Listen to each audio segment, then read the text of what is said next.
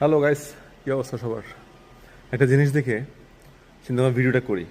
আমি আসছি বেসিক্যালি ময়লা ফেলার জন্য। এখানে আমরা সবাই ময়লা ফেলতে আসি। যেখানে ট্রেনিং করতেছি, তো ট্রেনিং থেকে এটাও আমাদেরকে বলা হয় যে ময়লাটা নিয়ে গিয়ে কীভাবে ফেলাবে আসলে। তো এই যে দেখছেন কার্টুন বা কার্টুন এবং কাঠ এভাবে রাখা হয়েছে। তো যার যার ময়লা এনে এখানে ফেলবে। তো আমি কিছু এইরকম প্লাস্টিক নিয়ে আসছিলাম, ফেলে দিচ্ছি এখানে। তো এখন একটা জিনিস দেখতেছি, এখানে যেহেতু ময়লা ফেলার জিনিস, তো কথায় আছে হচ্ছে ক্ষুধার রাজ্য পৃথিবী গদ্যময়, ঠিক আছে? তো এগুলো সব ময়লা, মানে পুরোপুরি ময়লা ফেলার জায়গা। বাট বাংলাদেশের মতো এরকম জায়গা না যেখানে গন্ধের জন্য দাঁড়ানো যাবে না, এমন এমন জায়গা কিন্তু না। ওকে, আসি হচ্ছে কাজের কথায়। এটাকে বলা হচ্ছে খোয়াসং।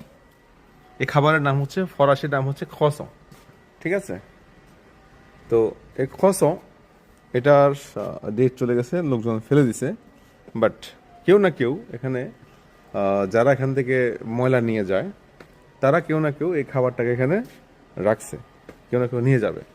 তো চিন্তা করেন, মানুষ ক্ষুধার জন্যে কত কষ্ট করতেছে, ময়লাতে খাবার একটা ফেলে দিছে, ওই খাবারটা এনে এখানে রেখেছে যেটাতে সে নিয়ে যেতে পারবে।